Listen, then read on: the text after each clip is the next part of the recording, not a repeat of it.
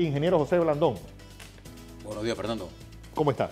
Erudito, como siempre, buenos días a toda nuestra audiencia.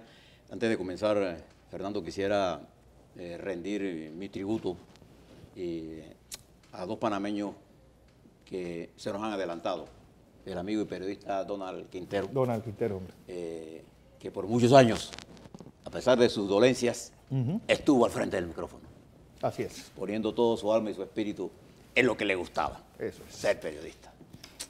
Se nos adelantó. También murió Gabriel Castro, un abogado, contralor, excontralor, director de la PTJ, y un gran amigo también. Sí. De manera que perdemos este fin de semana dos distinguidos panameños y paz a su alma. De manera que esa es mi primera reflexión para la mañana de hoy. Pero, ahora que tú hablas de la fecha histórica, hoy, un día como hoy, Ernesto Pérez Valladares asume la dirección, gana las elecciones. Y en ese momento, como tú dijiste, habían 7 candidatos. Se lanzaba por primera vez Rubén Blades, recuerdan, la esperanza de la juventud en ese momento, con el partido Papá y Goró, que logra sacar 5 diputados en esa contienda. Blades nunca entendió la política panameña. Y creo que sigue sin entenderla. También Mireya Moscoso va, pero dividido contra el Molinena que lanza a Carles. A Rubén Darío Carles. Y esa división provoca la victoria del PRD. No solamente eso, sino que José Salvador Muñoz indirectamente también resta votos dentro de la línea dura del partido panameñista. No olvidemos que don Pepe fue candidato. Pero la alianza panameñista Molinena sacó casi 40%. Más, 30 y 29 y 17, por ahí súmelo ahí, sí. Casi 40%. Eso casi 40%, más arriba del 40%. Tiene toda la razón. Pero ganó Ernesto Pérez. ¿Y por qué le quiero señalar esto? Porque en esa administración se provoca una serie de reformas estructurales en la economía que van a dar paso, unido al traspaso del canal, a toda una serie de transformaciones importantes en la economía panameña. Los PRD debieran reconocer eso para algo que les voy a comentar más adelante. Pero también este domingo se dio un evento político de gran importancia para nosotros también y para el mundo, que fueron las elecciones en Francia, en donde el joven político Emmanuel Macron gana las elecciones en Francia abrumadoramente, con un contundente 65%, y se convierte en el presidente constitucional más joven, pero no el dirigente más joven, porque antes que él, Napoleón Bonaparte. Bonaparte asumió el mando de ese gran país que es Francia. Pero yo quisiera explicarle algunas de las razones por las que este caballero, este joven, gana las elecciones en Francia. Porque se lo voy a mezclar con lo que está pasando en Panamá. El señor Emmanuel Macron tuvo suerte, porque el candidato que realmente era el candidato para ganar esas elecciones era Franck Filon.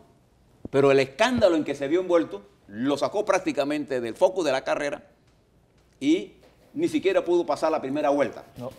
Y tuvo la suerte de que al salir él y los socialistas no se hacer ningún efecto para él, quien queda en el segundo lugar es la señora Le Pen. Entonces, la suerte, la casualidad, siempre es un factor en la formación de los hechos históricos. Y otro factor importante es que fue inteligente y astuto. Él se dio cuenta, porque él viene de las filas socialistas, él se dio cuenta que el Partido Socialista, el partido no era escuchado por los franceses, igual que el Partido Republicano. Entonces él, en muy poco tiempo, 7 meses antes del proceso electoral, crea un movimiento que se llama En Marcha, que tiene en marcha las iniciales de su nombre. Mira, él puso en marcha él va a la dirección de Francia. O sea, fíjese la inteligencia pero además, él hizo una nueva planteamiento. Hizo un algoritmo matemático y determinó cuáles eran las áreas más importantes del proceso electoral. Y mandó a toda su tropa política a visitar casa por casa todas esas áreas que ya él determinó que eran importantes para ganar las elecciones, y con eso preparó su mensaje político. O sea, él sabía lo que el pueblo francés quería escuchar. Y además montó toda una operación de redes sociales para diseminar su planteamiento político. Una campaña modernísima. Sí, y además él estudió los movimientos nuevos que han salido en Europa, como Podemos, por ejemplo, en España, que es un nuevo fenómeno. 5 estrellas en Italia, por ejemplo, y él logró darse cuenta que él necesitaba alejarse de los partidos tradicionales y forma este movimiento en marcha. Pero no solamente con eso, no solamente contento con eso, este señor logra entonces presentar una nueva campaña. Y fíjese que usted mira todos los discursos de él nunca dijo lo que él quería hacer de Francia. Él nunca dijo eso. Él lo que quería era que los ciudadanos supieran qué tenían que hacer ellos para que Francia fuera mejor. Y nunca corrió una campaña negativa. No. Nunca. ¿Por qué? Porque Francia, igual que Panamá, igual que muchos países en el mundo, los Estados Unidos también, para darle algunos ejemplos, y aquí en nuestra América, esto es para contarlos todos, está imbuida en un gran negativismo. Todo es negativo. Hasta el punto que ya nadie cree en nadie. Y que aquí las campañas, por ejemplo, el debate en Panamá, mira lo simplista que es. Yo te acuso de ladrón, pero yo te digo que tú eres más ladrón que yo. O sea, nadie eleva el debate para llevarlo a un interés serio sobre cosas importantes. Este joven logra desarrollar una campaña muy positiva y nada en contra de, sino cómo los ciudadanos podían hacer de Francia, y le devolvió una esperanza a Francia, este joven. Que dicho de paso, le cuento una anécdota. La esposa de él es 25 años más vieja que él. Es contrario a Trump, en donde Trump es 25 años más viejo que la esposa. Para que usted vea que todos lo hace pues grave. Pues sí. Esta señora, yo no sé, debe conocerla usted.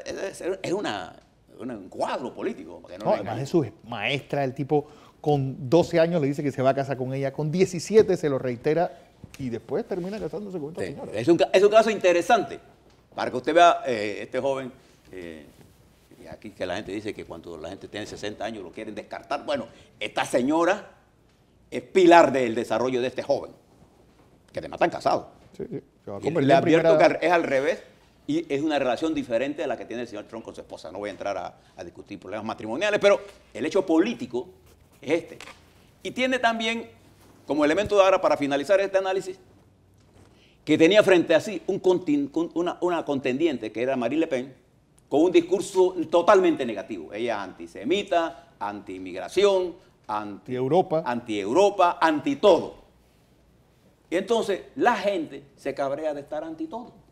La gente vota por el futuro. Entonces, nuestro dirigente, y le voy a contar esto porque le quiero mezclar todo este análisis.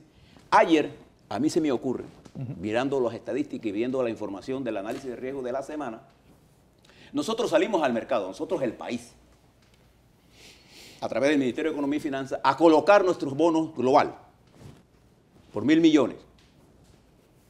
Y cuando salimos al mercado, la oferta contra esa demanda fue de 4 veces más. Sí, hubo 4.000 millones de gente queriendo comprar el bono de nosotros de 1.000 millones. Y al final transamos en 30 años un interés de 4.515, es 150 puntos más sobre el bono norteamericano. Es una excelente transacción financiera y yo pongo en mi tweet, me parece una buena noticia que el gobierno haya colocado en forma exitosa Entonces salen los políticos, entre ellos una persona a la que yo le tengo aprecio, que es Juan Carlos Navarro, diciendo que ese rendimiento, a lo mejor el rendimiento era muy alto. Y eso me preocupó, porque él pudo ser candidato, él pudo ser presidente del país. Entonces, ¿qué es lo que le quiero plantear con esto? Ese negativismo de regatearle todo al país es lo que hace que nuestro dirigente, su estatura frente al problema nacional, sea enana. Porque para mí, el partido de Navarro, que es el PRD, con las reformas estructurales que Ernesto Pérez Valladares le introdujo a este país bajo la dirección de ese gran economista panameño que es Guillermo Chapman, y ese gran equipo que montó Ernesto Pérez Valladares, hizo transformaciones básicas estructurales que crearon las condiciones materiales para el gran desarrollo que posteriormente íbamos a tener cuando retornó el Canal de Panamá. Y es otro PRD, Martín Torrijos, el que propone la ampliación del canal, y eso se junta para producir el gran desarrollo que hemos tenido en el quinquenio de Martín Torrijos y el extraordinario quinquenio de Ricardo Martinelli. Y es bajo el mandato de Ricardo Martinelli que obtenemos grado de inversión y que ha beneficiado al quinquenio de Varela. Entonces, un hecho que se hace bajo la administración Varela de ese nivel de importancia, le quieren restar por la falta de comprensión, la falta de objetividad para mirar las cosas. Entonces, queremos caer en ese diatriba permanente, en esas descalificaciones permanentes, en esa accionar permanente. Pero no solamente ocurre este evento, que es una buena noticia, es que a partir de estas semanas, la República de Panamá, aquí en Panamá, va a ser objeto de un escrutinio financiero internacional. En Panamá va a estar, en los próximos días, el Gafi latinoamericano, para hacer una evaluación de cómo nosotros nos hemos mejorado o no con respecto a lo que el mundo exige de la transparencia fiscal de este país. Lo recibe esta noticia importante del mercado mundial, que es un buen mensaje. Pero también lo recibe el escándalo en la que estamos sometidos por algunas cosas, el caso de Brecht, el caso de los papeles de Panamá, en fin. Pero no solamente con esto. En las primeras semanas de junio estaremos nosotros recibiendo aquí en Panamá a la OCDE, que viene a ser la otra evaluación. ¿Y por qué esto es importante? Porque eso va a determinar si nos ponen en listas o no listas a nosotros, y eso tiene una importancia para el futuro de inversiones extranjeras en Panamá. Entonces yo vuelvo y pongo otro tuit pidiendo sensatez frente a todos estos eventos. Tanto el gobierno del presidente Varela como los dirigentes políticos de los diferentes partidos deben entender que este juego de estar acusándonos y de estar utilizando la justicia para hacer política debe terminar. O por lo menos deben hacer una especie de tregua política para enfrentar a los grandes problemas que la nación panameña tiene y que van a afectar a nuestros empresarios, a nuestros trabajadores, a nuestros campesinos, a nuestros intelectuales y a todos los panameños que vivimos aquí, hombre. Entonces, ¿hasta cuándo vamos a seguir con esta chiquillada de anti todo, con esta utilización de la justicia para la persecución política? ¿Y cuándo vamos a llamar a buscar un camino de encuentro frente a las grandes tareas que la nación tiene? Nosotros tenemos muchas cosas que perder si nos equivocamos. Nosotros tenemos un gran país con una gran perspectiva y nos hemos detenido en buscar la brusca en el ojo del otro sin darnos cuenta de la viga que está en el nuestro. Estamos haciendo escrutinio de qué hizo mal la administración Martinelli y ahora estamos viendo qué hizo mal la administración Martín Torrijos y mañana vamos a ver qué hicimos mal los padres de nosotros. Porque en ese camino de la autodestrucción inventamos mentiras, inventamos contraargumentos, inventamos acusaciones y lo que estamos es hundiendo al país en una crisis global sin necesidad. Afortunadamente, nuestro país tiene un piloto automático en materia económica que nos permite a nosotros andar a pesar de errores estratégicos. Y fíjese, Fernando, que viniendo para acá, reflexionando sobre todos estos temas, yo recuerdo cuando Nicolás Barletta ganó la presidencia de Panamá. Nicolás es uno de nuestros mejores economistas, un hombre brillante en economía. Es más, su base de conocimiento, él hizo un bachillerato en agricultura. En ingeniería agrícola. En ingeniería agrícola, igual que yo. Y él, en su campo de la economía, se desarrolló, y yo en el campo de la ciencia y de la política nos desarrollamos. Y cuando él fue presidente, a pesar de que en materia económica él siempre tenía la razón, yo no tenía la capacidad de comprender las razones de él, pero él tampoco tenía la capacidad de comprender las razones políticas mías. Entonces nos dimos cuenta de que había que hacer un esfuerzo para que los políticos conocieran más de economía y los economistas más de política. Entonces yo, pues, reflexionando y viendo las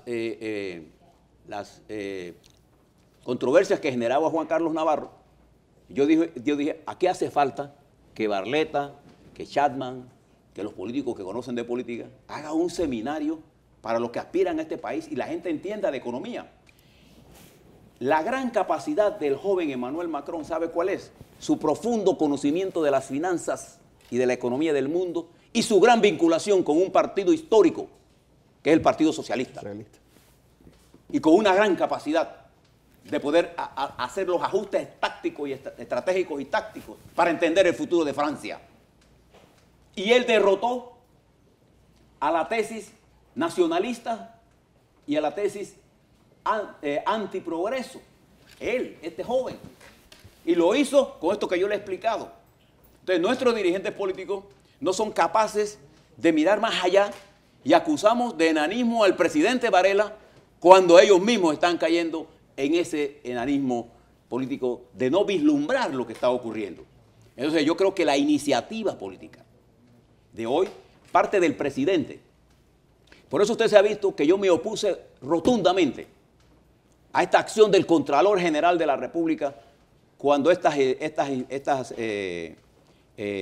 auditorías chimbas, que no son auditorías, las saca en el momento en que nosotros vamos a ser objeto de una evaluación por parte de organismos que tienen un interés de interferir en nuestra economía y de disminuir la influencia de Panamá como una economía de servicios. Por eso me opuse, no por el señor Contralor per se, sino por el daño que eso le hace a la economía panameña. Me opuso y me opongo al uso de la justicia como instrumento de persecución política por el daño que le hace a la estabilidad, ¿no? A la confianza jurídica que el mundo debe tener sobre nuestro país. En el mundo hay una conspiración permanente por quitarnos mercados a nosotros. Y por eso me opuse al manejo del Canal de Panamá al margen del desarrollo nacional. Porque hay que tener una visión estratégica. Hay que superar estas acusaciones que producen náuseas. Cuando usted ve, por ejemplo, lo que está haciendo una diputada allá en República Dominicana, uno siente cierto nivel de decepción en la capacidad de nuestros dirigentes políticos para usar argumentos falsos y contraargumentar y entonces aparentarse como los más duros en contra de Varela. Yo quisiera ver a todos los políticos siendo duros frente al problema de la pobreza, de la marginalidad, de la educación. Me molestó mucho también ver al presidente Varela y a todo el equipo de gobierno enfocado exclusivamente en el éxito de un joven, que yo lo admiro a él, porque nosotros, tú y yo, venimos de esa familia y nosotros somos parte de ese Ulises. Panamá ha producido muchos Ulises, pero no los suficientes. Nosotros necesitamos que nuestra facultad de ingeniería, nuestra universidad tecnológica produzca decenas, centenares de Ulises. Para eso hay que reformar el sistema de educación panameño. No es una sola ave, una sola golondrina no hace ni el verano ni hace el invierno. Entonces, me preocupa mucho montarnos sobre cositas cuando la verdadera cuestión fundamental en nuestro país es transformar la educación. Para transformar la educación se necesita voluntad. Para defender nuestra plataforma de servicios se necesita cierto nivel de unidad que no tenemos en este momento. Y el camino de la política, Fernando, nos está llevando a una confrontación tan inútil. Mira, allá está, ¿cómo se llama? Gustavo, preso por un arma de colección.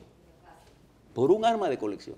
Está Francolini preso por un delito que no es delito. Fíjese. Y tenemos procesos armados que yo creo que se deben terminar de investigar.